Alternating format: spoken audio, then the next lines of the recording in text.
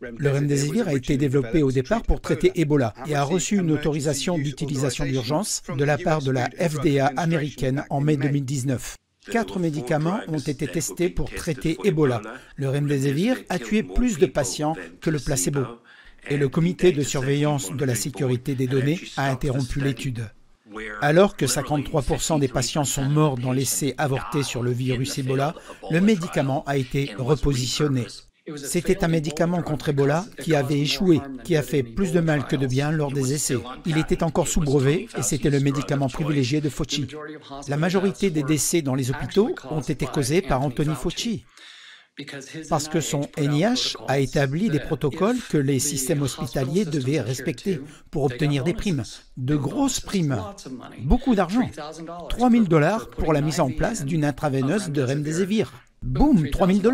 Mais devinez quoi? En plus, il y avait une prime de 20% sur tous les séjours à l'hôpital. Cela représente des centaines de milliers de dollars. Les données montrant que le remdesivir tuait les patients plus que le placebo étaient si accablantes qu'il a dû être arrêté. Et cela a été publié dans le New England Journal fin 2019.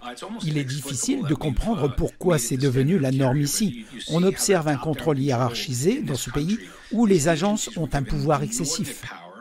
Les médecins semblent avoir cessé de réfléchir, obéissant aux directives sans poser de questions ni faire preuve de scepticisme ou de résistance. Ce médicament a ainsi été administré à tous les patients hospitalisés, ce qui est absolument absurde. Et sans fondement scientifique, il n'y a aucune justification rationnelle pour utiliser systématiquement le remdesivir chez tous les patients. Certains disent que leurs proches ont été tués dans les hôpitaux qui appliquaient le protocole Covid et que cela n'aurait jamais dû se produire.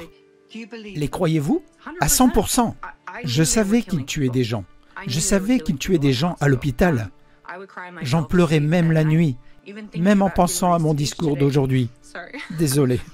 Il y avait tellement de morts. C'était presque insupportable. J'ai donc décidé que si nous avions d'autres patients Covid à l'hôpital, je les traiterais non pas avec du remdesivir, mais avec le protocole MAD+. C'est ce que j'ai fait début décembre 2021. 3 nouveaux patients sont arrivés, ils avaient probablement Omicron, mais j'ai décidé de ne pas leur donner du remdesivir et j'ai été licencié le jour même. Ils ont diffamé les infirmières et les médecins qui, comme moi, ont dénoncé les abus et se sont opposés à ces obligations. Je ne peux pas rester silencieux. J'estime que ce serait rendre un mauvais service à mes patients et à nos concitoyens. Ma mère a été assassinée par le protocole Covid à l'hôpital en 2021. La combinaison du remdesivir et de l'intubation est néfaste, sans aucun doute. Ils ont développé une insuffisance rénale à cause du remdesivir assez rapidement, et 80% d'entre eux ne sont jamais rentrés chez eux. Après quelques doses, le remdesivir provoque une insuffisance rénale et hépatique. Vous vous remplissez de liquide et vous êtes condamné à un respirateur artificiel. Et vous finissez à la morgue la plupart du temps. L'hôpital avait un protocole pour le remdesivir. Il savait qu'il provoquait des lésions rénales. Un appareil de dialyse fonctionnait en permanence dans l'unité de soins intensifs en raison des insuffisances rénales, car les patients arrivaient avec des reins normaux et finissaient par souffrir d'insuffisance rénale. Nous avons reçu plusieurs nouveaux patients dialysés qui avaient été hospitalisés pour un Covid. Et l'hôpital leur a dit que le virus avait provoqué l'arrêt de leurs reins. Mais j'étais bien informé et je savais ce qui se passait. Ils recevaient du remdesivir, un médicament que certaines infirmières appelaient « courer, la mort est proche », car ça bloquait les reins. Le Covid n'est pas une maladie rénale, mais le remdesivir provoque une insuffisance rénale. Lors des essais sur les animaux, un tiers ont souffert d'une insuffisance rénale, puis d'une défaillance organique. Mes patients semblaient décliner après l'administration du remdesivir, surtout après plus de 2 doses.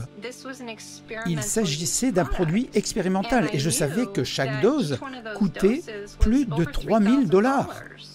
Les patients Covid rapportent-ils plus d'argent aux hôpitaux? Selon l'article 3710 de la loi CARES, les hôpitaux reçoivent du gouvernement un remboursement supplémentaire de 20% pour chaque patient Medicare hospitalisé. Les hôpitaux sont donc incités à utiliser des médicaments toxiques qui tuent les patients. Les hôpitaux ont réalisé d'énormes gains financiers lorsque ces patients mouraient au début du traitement en 1 ou 2 jours après avoir été soumis à ces protocoles. Medicare rémunère les hôpitaux selon un code de diagnostic DRG. Chaque patient en reçoit un à sa sortie de l'hôpital et il tient compte de ce qui lui a été diagnostiqué et traité. Bien qu'il n'y ait pas encore de code spécifique pour le Covid-19, PolitiFact, vérificateur des faits indépendant, indique que le paiement moyen pour des pathologies similaires est de 13 297 $. Pour les cas graves nécessitant un respirateur artificiel et des séjours prolongés, ce montant atteint 40 218 $. De plus, la loi fédérale CARES stipule que Medicare versera 20% de plus que le DRG de base. Plus une personne meurt rapidement dans le cadre de ce protocole, plus l'hôpital gagne gros. Il suffit d'examiner les aspects économiques de la question. Si le patient reste 2 semaines, l'hôpital gagnera moins d'argent. Si le patient meurt plus vite, vous gagnerez plus d'argent. Un patient Medicare souffrant de pneumonie sans Covid rapporte environ 7 700 $ à l'hôpital. Mais avec le Covid, cela passe à plus de 9 200 $. Un patient Medicare atteint d'un syndrome de détresse respiratoire aiguë nécessitant un respirateur artificiel sans Covid, la facture s'élève à 34 000 $. Mais avec le Covid, ce patient Medicare vaut maintenant près de 40 000 $. Lorsque votre taux de cortisol augmente, le système immunitaire s'effondre. Les gens étaient littéralement terrifiés et ils faisaient pression sur les gens pour les placer sous respirateur artificiel, car cela rapportait bien plus d'argent. Les données montrent que le Remdesivir a un effet positif significatif très net sur la réduction du temps de guérison. De nombreux essais ont montré qu'il ne présentait aucun avantage.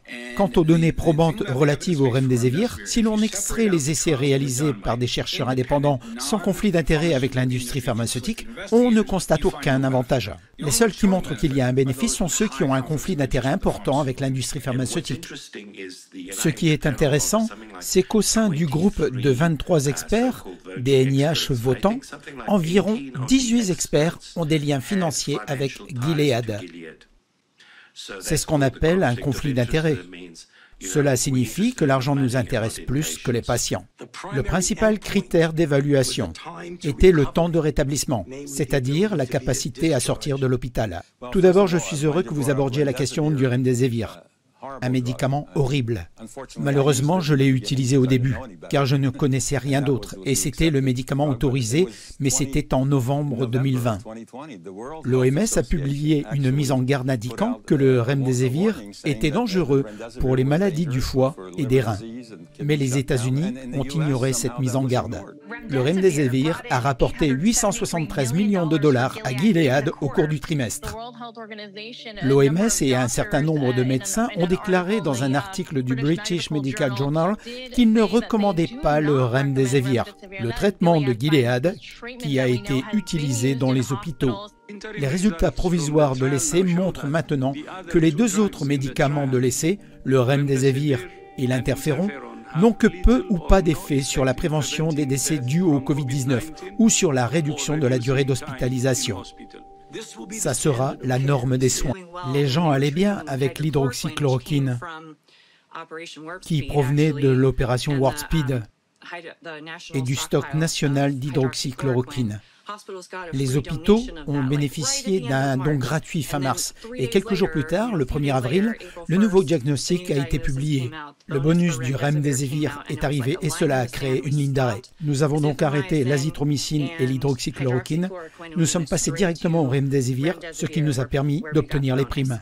Selon le journal The American Medical Association, ces primes incitent les hôpitaux à utiliser ces médicaments car, avant le Covid, les hôpitaux n'étaient généralement pas remboursés par Medicare pour ces médicaments coûteux.